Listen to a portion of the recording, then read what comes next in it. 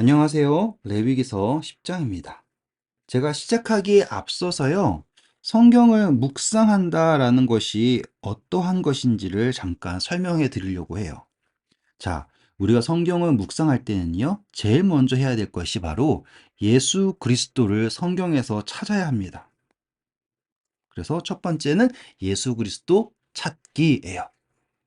예수님께서 말씀하셨죠. 너희가 영생을 얻기 위하여 성경을 상고하거니와 이 모든 말씀이 곧 나에 대하여서 증언한 것이다. 맞는 말이죠. 그렇죠? 그리고 그 다음이 무엇이냐면 여기에서 여러분 자신의 역할이 무엇인지를 찾는 것이 바로 두 번째 묵상의 단계예요. 그래서 저희가 지난 시간에 그 제사장 위임식을 공부했잖아요. 거기에서 등장인물들이 나오죠. 모세, 그리고 아론, 그리고 아들들이죠. 그리고 백성들 이렇게 나오잖아요. 그러면 우리가 한번 적용을 해보는 거예요. 예수님은 어디에 계실까라고 했을 때 우리가 제일 처음 했었던 묵상이 바로 예수님을 모세라고 놓고 우리 자신을 아론이라고 놓았을 때 어떠한 묵상이 가능한가라는 걸 해봤고요. 그쵸? 또 어제는 어떻게 했냐면 우리 자신을 백성들로 놓았고요. 그리고 예수님을 아론으로 놓았더니 이 모세의 역할에 누가 등장할 수 있게 되었냐면 바로 하나님이 등장할 수 있게 되어서 또 새로운 묵상이 가능해진 거예요.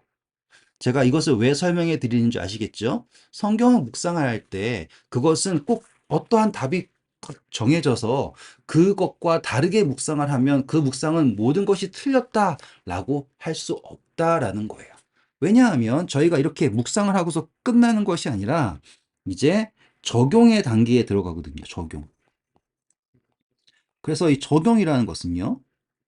이런 식으로 적용을 했을 때, 이렇게 묵상을 했을 때 이 예수님 찾기와 자신의 역할 찾기를 해서 묵상을 했을 때 성경 안에서 같은 이야기들이 있다라는 걸 찾아내는 거예요. 같은 이야기라고 그럴까요? 같은 내용을 찾는 거예요. 같은 내용을 찾으면 이 같은 내용 안에서 저희가 찾은 묵상이 적용이 될 경우 그 묵상이 이제 효과가 있는 것이에요. 제 말씀 이해할 수 있겠죠? 자, 한 번 더 예수님을 찾고요. 그리고 자신을 찾고요. 그래서 이것을 적용을 다 해봐요. 그랬을 때 이 적용하는 내용이 성경 안에서 같은 이야기가 있다면 여러분께서 하신 묵상이 근거가 있고 효과적인 묵상을 하고 있다라는 것을 여러분들이 아셨으면 좋겠어요. 아시겠죠? 그러니 뭐 저 목사님이 하는 것만 맞고 내가 묵상한 거는 틀립니다. 이렇게 생각하지 마시고요. 여러분께서 살아있는 독자가 되셔야 됩니다.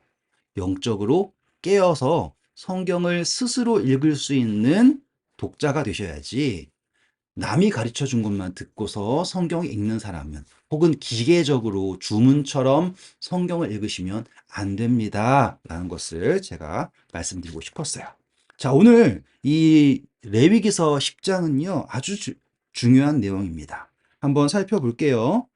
아론의 아들 나답과 아비후가 각기 향로를 가져다가 여호와께서 명령하시 아니한 여호와께서 명령하시지 아니한 어떤 불이요 다른 불을 담아 여호와 앞에 분향하였더니 자 여기에 정말로 큰 문제가 있네요. 나답과 아비후는 아론의 장자 차자죠. 근데 이 두 사람이 하나님께서 지정하신 향로도 아니에요. 각각 자기들이 생각하는 향로를 가져다가요. 하나님이 명령하시지도 아니한 다른 불, 성경에서는 또 이상한 불이라고 하는 불을 가지고 하나님 앞에 분향을 합니다. 저희 출애굽기 30장 읽으셨죠? 절대로 성소에서는 하나님께서 지정하시는 불 이외에는 드리면 안 되는데 나답과 아비후는 자기가 드리는 향이 연락될 것이다 라고 하고서는 각각 다른 향을 드린 거예요. 왜 그랬을까요? 그렇죠. 바로 자기 스스로를 누가 높은가라는 걸 증명하기 위해서 이렇게 섣불리 나갔던 거예요. 그때 하나님께서요, 불이 여호와 앞에서 나와 그들을 어떻게 했다고요? 삼킴에 그들이 여호와 앞에서 죽은지라. 참 슬픈 일이죠. 나답과 아비후가요. 성경에서 다시 말하면 하나님께서 명령하신 향 이외에 다른 향을 가지고 또 다른 불을 들임으로써 이러한 네, 비극을 맞게 됩니다. 근데 여러분 잘 생각해 보셔야 될 게요. 우리가 성서에 나온 모든 것들은 다 예수 그리스도를 예표하잖아요. 예수 그리스도. 그렇죠? 예수님을 예표하기 때문에 다른 어떠한 것을 넣는다라는 것은 예수님 이외의 다른 것을 나타낸다라는 거잖아요. 그럼 오늘 여러분, 저와 여러분이 드리고 있는 예배는 과연 하나님께서 명령하신 예수 그리스도만 높이는 예배일지 아니면 나 스스로를 높이려고 하는 예배일지 한번 심각하게 생각해 보셨으면 좋겠습니다. 그래서 그들이 여호와 앞에 죽은 후에 모세가 아론에게 이르되 이는 여호와의 말씀이라 이르시기를 나는 나를 가까이 하는 자 중에서 내 거룩함을 나타내겠고 온 백성 앞에서 내 영광을 나타내리라 하셨느니라. 여러분, 그만큼 우리가 하나님을 가까이 한다고 할 때 우리는 하나님 앞에서 그 거룩함에 집중하고 내가 아닌 하나님의 말씀에 순종하기를 배워야 합니다. 그것이 바로 거룩함이에요. 그래서요, 아론에게 말했더니 아론이 잠잠했습니다. 모세가 아론의 삼촌 우시엘의 아들 미사엘과 엘사반을 불러 그들에게 이르되 나와 너희 형제들을 성소 앞에서 진영 밖으로 메고 나가라 하며 그들이 나와 모세가 말한 대로 그들을 옷 입은 채 진영 밖으로 메어냈습니다. 이 옷은 어떤 옷이에요? 제사장 위임식에 피 뿌려지고 기름으로 인쳐진 정결한 거룩한 옷이에요. 거룩한 옷. 하지만 아무리 거룩한 옷을 입었다고 하더라도 하나님께서 명령하신 것 이외에 자신을 높이기 위하여서 교만에 가득 찬 예배는 연락되지 못하는 거예요. 그리고 놀랍게도요.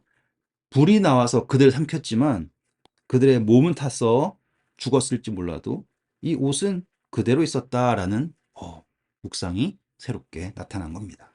그래서 그들은요, 진영 밖으로 나갑니다.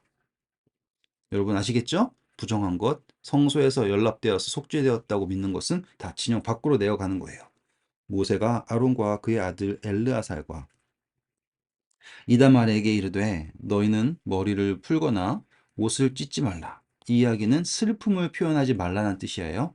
왜냐하면 제사장은 이 일에 대하여서 물론 가족이 죽었다라는 것에 슬플 수 있으나 진리를 그리고 거룩을 고수해야 할 제사장은 이 일을 가지고 슬퍼할 수 없다라는 걸 말하고 있어요. 그리하여 너희가 죽음을 면하고 여호와의 진노가 온 회중에게 미침을 면하게 하라. 자, 왜냐하면 제사장과 백성들은 하나이기 때문에 제사장이 이러한 하나님에게 거룩함을 나타내는 것을 못했다라는 것이 나타났을 때 그 피해가 온 회중에게 미칠 수 있다라는 것이 여기에 기록된 것입니다. 자, 다음이에요. 어, 오직 너희 형제 이스라엘 온 족속은 여호와께서 치신 불로 말미암아 슬퍼할 것이나 자 백성들은 슬퍼할 수 있어요. 하지만 여호와의 관유가 너희에게 있은즉 너희는 회막 문에서 나가지 말라.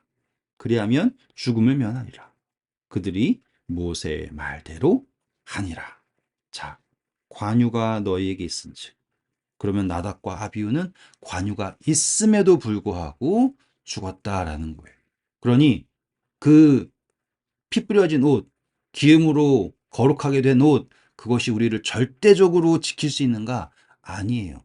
순종입니다. 순종. 순종. 하나님을 높이고자 하는 여호와를 경외하는 마음, 그것이 없으면 그 어떤 것도 우리를 지킬 수 없습니다.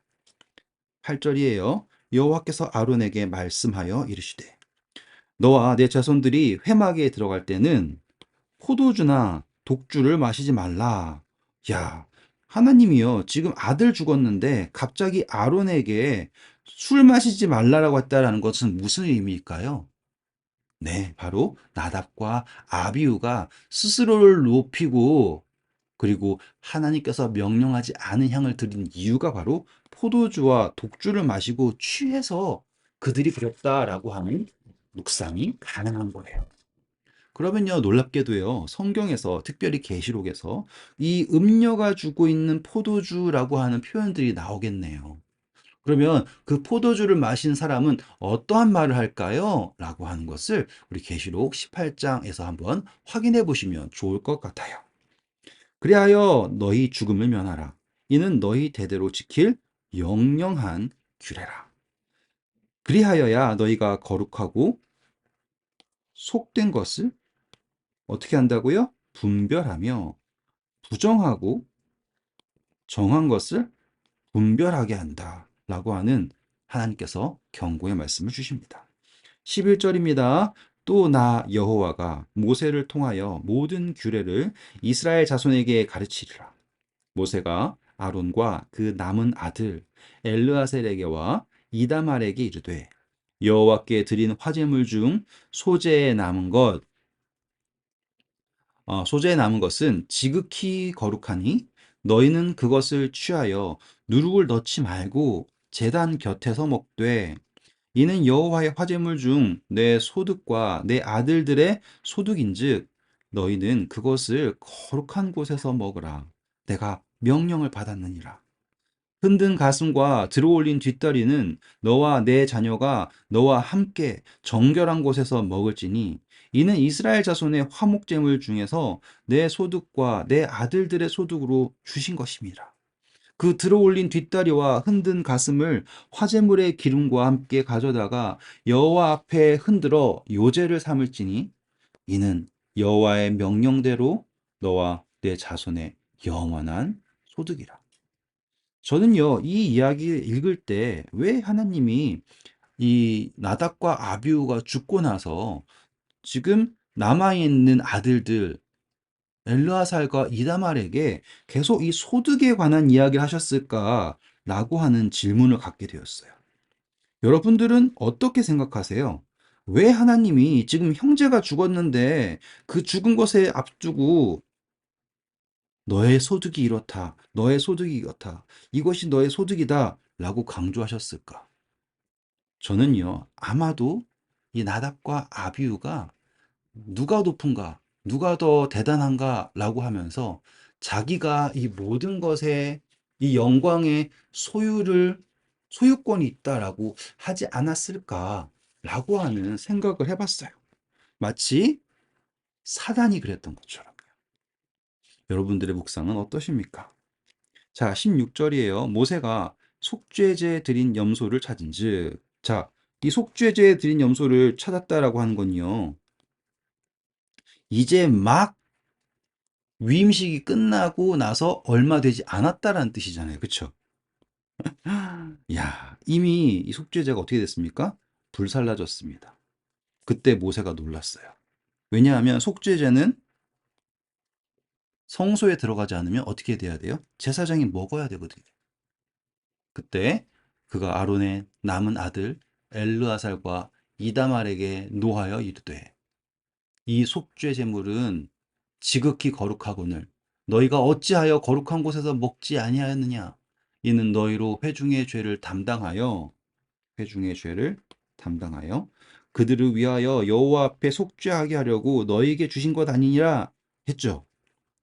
그 피를 성소에 들여오지 아니한 것이었으니 그 제물은 너희가 내가 명령한 대로 거룩한 곳에서 먹었어야 했을 것이니라 라고선 모세가 탄식을 하는 겁니다.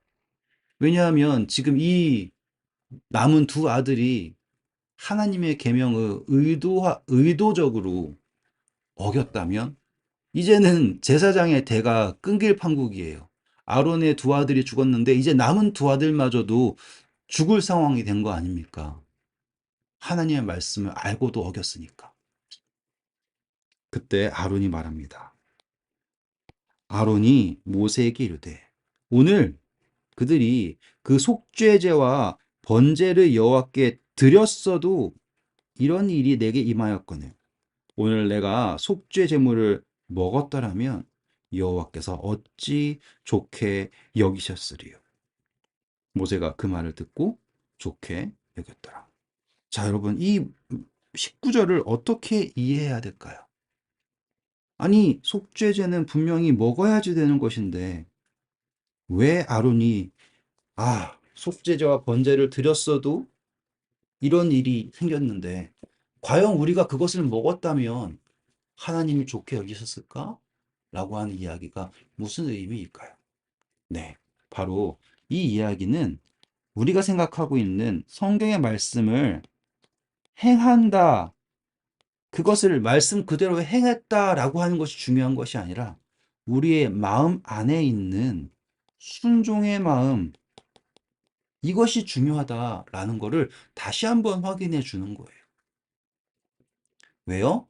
그 속죄제와 번제를 드렸을 때 그들의 마음 속에는 누가 높은가 시기하고 그리고 또 하나님이 중심이 아닌 나 중심의 제사를 드렸던 거 아닙니까? 그렇죠? 그래서 물론 더 좋은 묵상도 있고요. 더 깊은 묵상이 있어요. 하지만 오늘 여러분과 제가 나누고 싶은 묵상은 아론은 그 아들들에게 이 속죄 제물은 우리가 감당할 수 있는 음식이 아니다 라고 하고서는 불에 태운 것이에요. 자, 오늘 이 나답과 아비후가 이상한 불, 다른 불을 들여서 죽게 되었다라는 이야기. 그냥 아유, 저 사람들이 왜 저랬을까? 라고 생각하지 마시고요. 오늘 우리가 드리는 예배가 과연 하나님께서 명령하신 온전한 예배인지 아니면 나를 높이기 위한 다른 불인지 깊게 생각하시고 또 묵상하시고 예수 그리스도를 찾으시고 여러분을 찾으시는 살아있는 묵상을 하시길 간절히 바랍니다. 네, 오늘도 수고하셨고요. 좋은 하루 되세요. 감사합니다.